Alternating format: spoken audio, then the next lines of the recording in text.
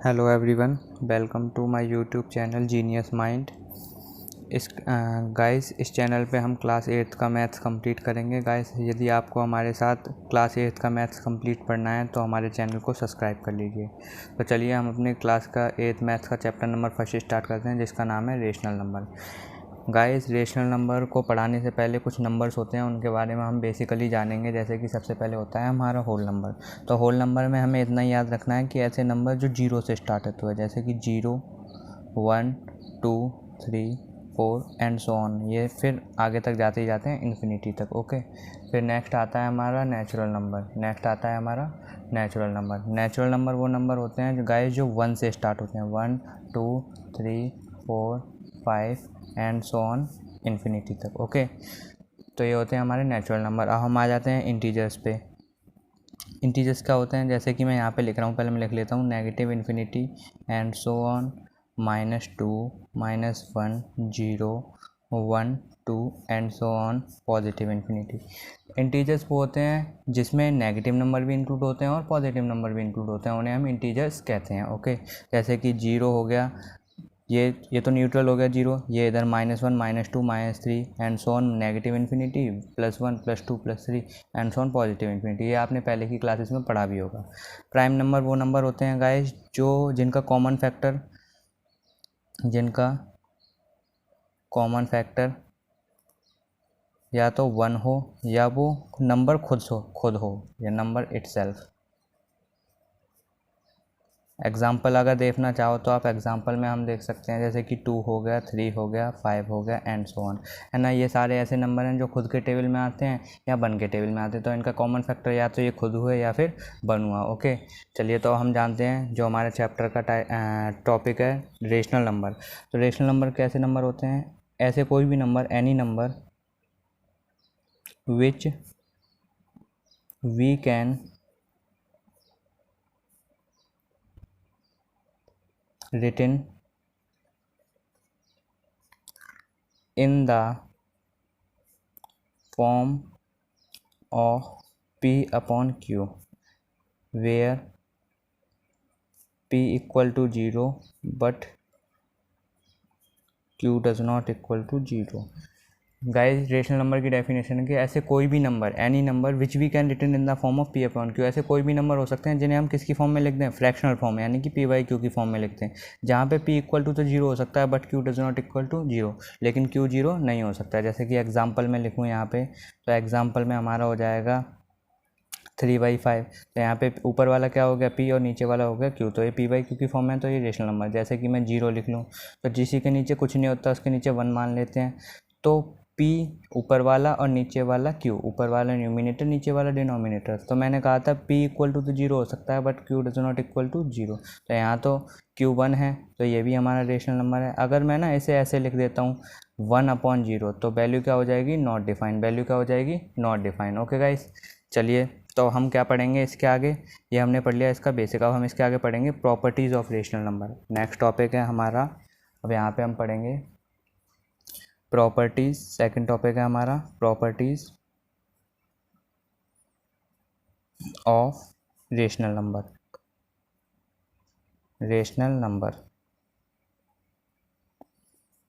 Properties of rational number हम start करने जा रहे हैं। अब प्रॉपर्टीज़ ऑफ रेशनल नंबर में सबसे पहले हमें कौन सी प्रॉपर्टी पढ़नी है, सबसे पहले हमें प्रॉपर्टी ऑफ रेशनल नंबर में सबसे पहले पढ़नी है हमें क्लोजर प्रॉपर्टी।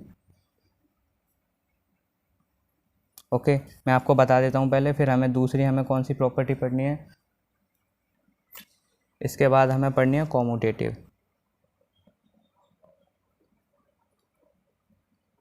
कॉम्यूटेटिव के बाद हमें पढ़नी है एसोसिएटिव।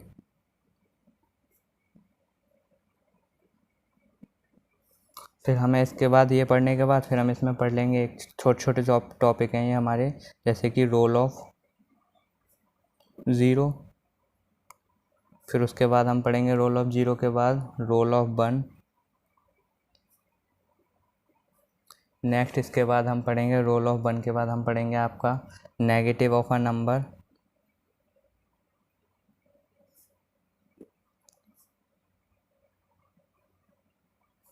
और फिर इसके बाद नेगेटिव ऑफ अ नंबर के बाद हम पढ़ेंगे गाइस, नेक्स्ट है रेसिप्रोकल।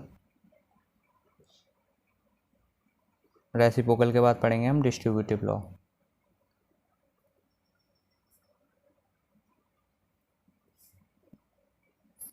गाइस ये हमारे जो एक्सरसाइज 1.1 है उसका फुल इंट्रोडक्शन है। ओके, तो इसमें भी हमें कितनी चीज़ें पढ़नी है, 4 चीज़ें पढ़नी है।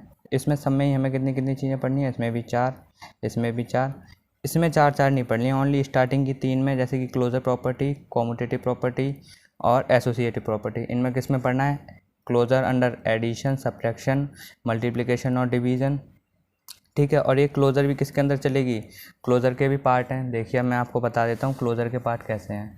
देखिए पहले हम सबसे पहले किसके बारे में पढ़ रहे हैं, क्लोज़र के बारे में। चलिए स्टार्ट करते हैं। CLOSURE क्लोज़र, ये हमने लिखा। क्लोज़र के अंदर कितने पार्ट हैं, क्लोज़र के अंदर हैं हमारे 3 पार्ट। सबसे पहला है हमारा होल नंबर, दूसरा है हमारा इंटीजर, ओके, फिर तीसरा है हमारा रेशनल नंबर। तो सबसे पहले हम क्लोज़र स्टार्ट करते हैं। क्लोज़र में हम सबसे पहला वाला पार्ट ले लेते हैं, यहाँ पे हम होल नंबर। अब गाइस होल नंबर तो मैंने आपको पहले पढ़ाया है कि होल नंबर क्या होता है। तो सबसे पहले स्टार्ट करते हैं हम क्लोज़र प्रॉपर्टी के अंदर में होल नंबर। अब होल नंबर में कितनी चीज़ें होंगी, 4 पार्टें होंगी। क्या क्या, एक तो एडिशन, सब्ट्रैक्शन, मल्टीप्लिकेशन और डिवीज़न। तो सबसे पहले होल नंबर में हम कौन सा पढ़ रहे हैं, एडिशन। यहाँ मैं पार्ट डाल देता हूँ, पीछे सॉल्व करके बता दूंगा। दूसरा हो गया हमारा सब्ट्रैक्शन, तीसरा हो गया हमारा मल्टीप्लिकेशन और चौथा हो गया हमारा डिवीज़न। ओके गाइस, चलिए तो मैं इधर जगह नहीं बची, अब आपको ये सारी एक एक करके नेक्स्ट पेज पे समझा देता हूँ। देखिए स्टार्ट करते हैं हम यहाँ पे। सबसे पहली है हमारी एडिशन। क्लोज़र प्रॉपर्टी के अंदर होल नंबर के अंदर हम एडिशन पढ़ेंगे। तो देखिए एडिशन में क्या होता है, एडिशन में बेसिकली जैसे कि हमें होल नंबर लेने हैं, कोई भी 2 होल नंबर। मैंने ले लिया एक होल नंबर 0 और एक होल नंबर ले लिया मैंने 1। दोनों को मैंने जोड़ा, 0 + 1 किया। ठीक है, तो जो आंसर आएगा 0 + 1 करने पे आंसर क्या आएगा, 1 आएगा। और 1 क्या है, it is also a whole number. ये भी क्या है, एक होल नंबर है ना। जैसे कि मैंने दूसरा होल नंबर 2 ले लिया और एक 3 ले लिया, तो 3 और 2 5 होते हैं। तो ये भी क्या है, 5 भी क्या है, एक हमारा 5 क्या है, होल नंबर है। तो यहाँ पे ये जो क्लोज़र प्रॉपर्टी होल नंबर के अंदर जो फर्स्ट पार्ट एडिशन है, ये क्या है, यहाँ पे एप्लीकेबल है। क्या है ये, एप्लीकेबल। ओके, चलिए तो अब हम सब्ट्रैक्शन में देखते हैं। नेक्स्ट पार्ट है हमारा सब्ट्रैक्शन में देखते हैं। सेकंड है सब्ट्रैक्शन, शॉर्ट में लिख दिया है मैंने सब्ट्रैक्शन में क्या होता है, जैसे कि मैंने कोई भी एक होल नंबर लिखा 5 और दूसरा मैंने होल नंबर लिखा, मैंने माइनस किया दूसरे होल नंबर 7 में से, तो आंसर क्या आया, -2। क्या -2 एक होल नंबर है, यहाँ पे -2 is not a whole number, ये होल नंबर नहीं है, तो ये एप्लीकेबल नहीं है। तो ये जो क्लोज़र प्रॉपर्टी होल नंबर के अंदर अंडर सब्ट्रैक्शन है, इट इज़ नॉट एप्लीकेबल, ये एप्लीकेबल नहीं है। ओके, चलिए तो अब मल्टीप्लिकेशन के अंदर देखते हैं हम। मल्टीप्लिकेशन के अंदर तीसरी है हमारी मल्टीप्लिकेशन।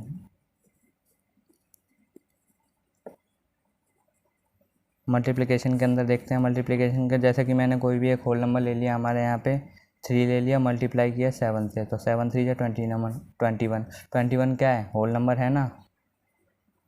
तो ये भी क्या है, ऐसे आप कोई भी 2 होल नंबर लेना, उनका मल्टीप्लाई करना, आपको आंसर होल नंबर ही मिलेगा। इसीलिए ये क्या है, यहाँ पे एप्लीकेबल है, इट इज़ एप्लीकेबल।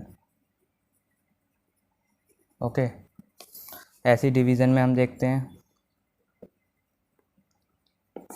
डिवीज़न में आप देखोगे जैसे कि मैंने लिख लिया कोई एक होल नंबर 3 और उसका डिवाइड दिया मैंने 2 से। ओके, तो हमारा आंसर किस में आएगा, हमारा आंसर जो आएगा वो किस में आएगा, डेसिमल एक्सपेंशन में आएगा ना। डेसिमल एक्सपेंशन में आएगा आंसर, जैसे कि कुछ 1.5 के लगभग कुछ आंसर आएगा इसका, है ना, 1.5 ही आएगा एग्जैक्ट, है ना। तो ये जो आंसर आएगा ये क्या, ये रेशनल क्या ये होल नंबर है? It is not a whole number, ये होल नंबर नहीं है, so it is not applicable, इसीलिए एप्लीकेबल नहीं है। ओके गाइस, चलिए तो ये देख लिया हमने डिवीज़न के अंदर। अभी तक हमने क्या पढ़ा था किसके अंदर? Whole number, closure property, whole number. अब हम इंटीजर्स के बारे में पढ़ेंगे और फिर रेशनल नंबर के बारे में। चलिए तो स्टार्ट करते हैं पहले इंटीजर के बारे में। अभी हम दूसरा देख रहे हैं इंटीजर के अंदर। गाइस तरीका सेम रहेगा, जैसे कि अब पहले हम यहाँ पे क्या लेते थे, 2 होल नंबर, हम 2 इंटीजर लेंगे। जैसे कि मैंने -3 लिया, प्लस अंडर एडिशन देख रहे हैं, ठीक है, तो प्लस मैंने एक ले लिया 4, तो प्लस माइनस माइनस होता है, आंसर कितना बचा? +1। तो क्या ये होल नंबर है? ये होल नंबर है, तो ये एप्लीकेबल हो गई। ओके, ऐसे ही हम दूसरा देखते हैं। ये तो हमारा अंडर एडिशन था, मैं लिखना भूल गया, कोई बात नहीं, आप लिख लेना। दूसरा है आप यहाँ पे सब्ट्रैक्शन। अंडर सब्ट्रैक्शन में देखेंगे, जैसे कि मैंने -3 लिया, फिर माइनस किया -4, आंसर कितना आया? -7। गाइस एक गलती हो गई यहाँ पे, हमें होल नंबर नहीं चेक करना था, हमें क्या चेक करना था? इंटीजर्स। क्या चेक करना था? इंटीजर्स। तो 1 भी क्या है हमारा? एक इंटीजर है, तो यहाँ पे होल नंबर की जगह हम क्या लिखेंगे? इंटीजर। क्या लिखेंगे? इंटीजर। फिर भी ये क्या है? एप्लीकेबल है। ओके, और अंडर सब्ट्रैक्शन में -7 आया, -7 भी क्या है हमारा? एक इंटीजर है या नहीं है? है ना, तो ये भी क्या है हमारा? एप्लीकेबल। ये भी क्या हो गई? एप्लीकेबल। चलिए अब हम मल्टीप्लिकेशन में आते हैं, सी पार्ट पे।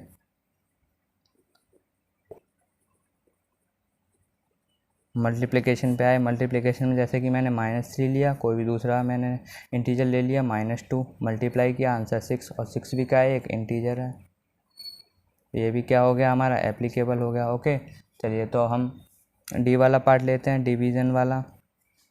डिवीज़न वाले पार्ट में हमसे क्या कहा गया है? डिवीज़न वाले पार्ट में हम क्या, जैसे भी मैंने कोई भी 2 इंटीजर ले लिया, ओके, जैसे कि मैंने डिवीज़न वाले पार्ट में कोई भी 2 इंटीजर ले लिया, जैसे कि यहाँ पे लिख लो डिवीज़न।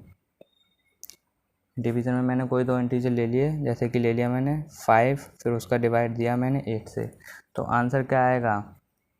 जैसे कि फिर क्या हो गया? फ्रैक्शनल में लिख लो, 5/8 हो गया ना, तो ये p/q की फॉर्म में हो गया, ये तो रेशनल नंबर हो गया, यहाँ पे एप्लीकेबल नहीं होगा, नॉट एप्लीकेबल। ओके, ये एप्लीकेबल नहीं है। ओके, तो हमने इंटीजर्स में चारों चेक कर लिए, ऐसे ही हम रेशनल नंबर में चेक करेंगे। लास्ट में आपको फिर टाइम ज़्यादा हो जाएगा, इसलिए वीडियो हमें ज़्यादा बढ़ाना नहीं है, मैं आपको यहीं ये लास्ट बता देता हूँ एक रेशनल नंबर की। रेशनल नंबर में भी हमें क्या करना है? चेक करके दिखाना है। जैसे कि मैंने कोई रेशनल नंबर ले लिया, अंडर पहले हम ले रहे हैं एडिशन, अंदर ले रहा हूँ मैं एडिशन। जैसे कि मैंने कोई रेशनल नंबर ले लिया 3/5, फिर मैंने जोड़ा उसको 2/5 के साथ, दोनों ही रेशनल नंबर हैं, तो एलसीएम 5/5, तो ये भी क्या है हमारा? आंसर क्या आया? रेशनल नंबर, तो ये एप्लीकेबल है। फिर मैं अंडर सब्ट्रैक्शन लेता हूँ, तो अंडर सब्ट्रैक्शन में हमारा क्या आ रहा है? जैसे कि मैंने लिया 3/5 -4/5, तो आंसर क्या आएगा? -1/5, तो ये भी क्या है? ये भी तो एक रेशनल नंबर है, तो ये भी क्या हो गया हमारा? एप्लीकेबल हो गया। ऐसे ही हमको मल्टीप्लिकेशन में लेना है। मल्टीप्लिकेशन में जैसे कि मैंने लिया 3/5 इंटू दूसरा रेशनल नंबर ले लिया 2/5, तो 3×2 = 6/25, ये भी क्या है हमारा? रेशनल नंबर है, वो सॉरी ये हमारा रेशनल नंबर है। ओके, तो यहाँ पे अब देखिए हम फोर्थ पार्ट देखते हैं, ये भी एप्लीकेबल हुआ, डिवीज़न। डिवीज़न में मैंने लिखा 3/5, ठीक है, और डिवाइडेड बाई लिख दिया 2/5। हम इसे सॉल्व करेंगे तो आंसर क्या आएगा? रेशनल ही आएगा, रेशनल नंबर ही आएगा।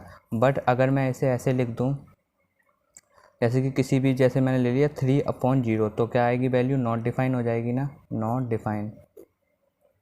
ये भी तो हमारा रेशनल p/q की फॉर्म में है, लेकिन वैल्यू यहाँ पे 3 जब नीचे आ जाता है डिनोमिनेटर में, वैल्यू नॉट डिफाइन, इसीलिए ये यहाँ पे एप्लीकेबल नहीं है। ओके गाइस, तो ये हमने देख लिया किसके बारे में, क्लोजर प्रॉपर्टी के बारे में। हम देखेंगे नेक्स्ट वीडियो में अपनी क्लोजर प्रॉपर्टी के अलावा सेकंड है हमारा कॉम्यूटेटिव के बारे में, एसोसिएटिव और बचा हुआ जो भी रह रहा है उसके बारे में। ओके गाइस, चलिए तो इस वीडियो में इतना ही, बाकी का आप अपना नेक्स्ट वीडियो में देखना।